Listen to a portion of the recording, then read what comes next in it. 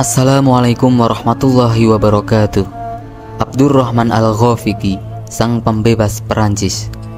Abdurrahman Al-Ghafiqi salah seorang panglima perang terbaik dari kalangan tabi'in. Ia adalah gubernur Andalusia era Khalifah Umar bin Abdul Aziz yang berperan penting dalam Al-Futuhat Al-Islamiyah, proses pembebasan wilayah Islam di Perancis. Sejarah terpilihnya ia sebagai gubernur di Andalusia menunjukkan kualitas pribadinya yang dikenal zuhud.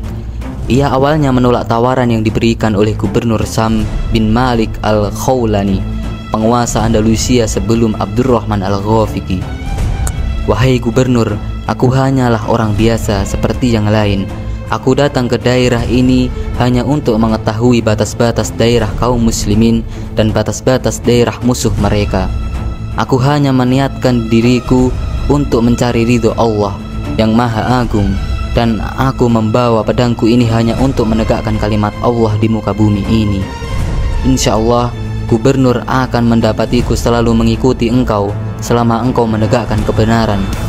Aku akan selalu mengikuti perintah engkau selama engkau taat pada perintah Allah dan Rasulnya, walaupun aku tidak diberi kekuasaan dan perintah." Demikian kata-kata Abdurrahman Al-Ghafiqi seperti diungkapkan oleh Happy Andy Bastoni dalam 101 kisah tabi'in. Kedua tokoh ini pun akhirnya saling bekerja sama untuk melakukan ekspansi wilayah kaum muslimin ke wilayah Perancis. Namun naas, dalam pertempuran tersebut Gubernur Sam bin Malik Al-Khawlani itu syahid.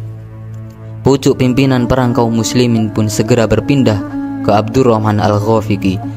Meskipun ia belum sukses melakukan pembebasan Islam ke Perancis, namun ia berhasil membawa pasukan kaum muslimin kembali ke Andalusia. Abdurrahman Al-Ghafiqi tampil memimpin komando perjuangan sehingga dapat menekan kerugian dan derita kekalahan sekecil mungkin, ungkap Happy Andy Bastoni. Berita kekalahan kaum muslimin di Perancis itu didengar oleh Khalifah Umar bin Abdul Aziz di Damaskus. Khalifah pun menunjuk Abdurrahman Al-Ghafiqi untuk menjadi gubernur baru di Andalusia. Semasa hidupnya, Abdurrahman Al-Ghafiqi dikenal sebagai sosok yang pemimpin yang gigih, takwa dan bijaksananya dalam mengambil keputusan. Sebagai seorang gubernur, ia senantiasa memotivasi kaum muslimin untuk mewujudkan cita-cita futuhat Islam seperti yang sudah dirintis oleh Musa bin Nushair. Abdurrahman Al-Ghafiqi sukses dalam melakukan futuhat ke berbagai kota di Perancis. Kota-kota Perancis yang berhasil ditaklukkan oleh pasukan kaum muslimin diantaranya adalah Bordeaux, Lyons, Bourbonnais, dan Caen. Caen ini terletak sekitar 100 mil dari kota Paris, jelas Happy Andy Bastoni. Abdurrahman Al-Ghafiqi, pasukan kaum muslimin kembali sangat bersemangat dalam melakukan ekspansi wilayah. Target mereka tidak lagi hanya sekedar Prancis, Jerman, dan Italia, bahkan menjadi sasaran berikutnya. Setelah itu pasukan kaum muslimin rencananya akan diarahkan untuk menaklukkan Konstantinopel, tutur Happy Andy Bastoni. Rahasia sukses futuhat, tazkiyatun nafs. Abdurrahman Al-Ghafiqi dalam mempersiapkan pasukan untuk ekspansi wilayah diawali dengan mempersiapkan aspek spiritual. Ia meyakini kunci kemenangan pasukan kaum muslimin ada pada penyucian jiwa atau tazkiyatun nafs. Abdurrahman Al-Ghafiqi yakin dalam mempersiapkan pertempuran besar itu harus dimulai dengan memperbaiki dan menyucikan jiwa, ujar Happy Andy Bastoni. Salat jamaah. Hal berikutnya yang ia lakukan selama memimpin kaum muslimin Andalusia ialah senantiasa menunaikan sholat jamaah bersama rakyatnya. Usai berjamaah, ia kerap kali berwasiat agar kaum muslimin senantiasa bersemangat untuk berjihad. Bangun infrastruktur. Abdurrahman Al-Ghafiqi adalah sosok di balik kegiatan renovasi jembatan Kurtubah atau Cordova, atau lebih dikenal dengan jembatan Romawi. Jembatan ini digunakan untuk memudahkan para prajurit kaum muslimin dalam berperang. Pada masa itu, jembatan di Spanyol itu juga difungsikan untuk mencegah banjir.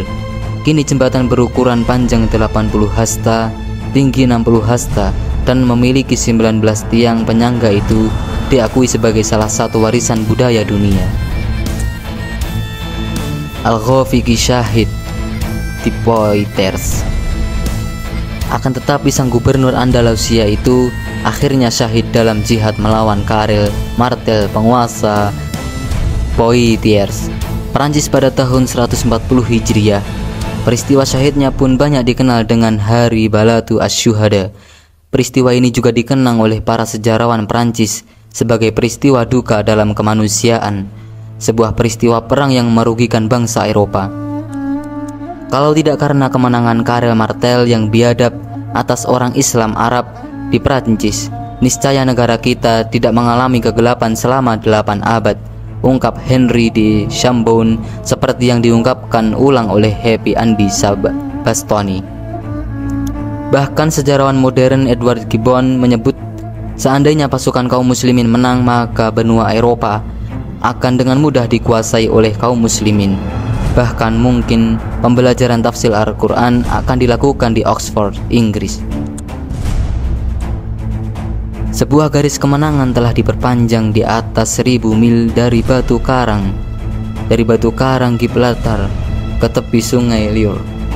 Pengulangan dari ruang yang sama akan membawa seorang Saraken ke perbatasan Polandia dan dataran tinggi Skotlandia.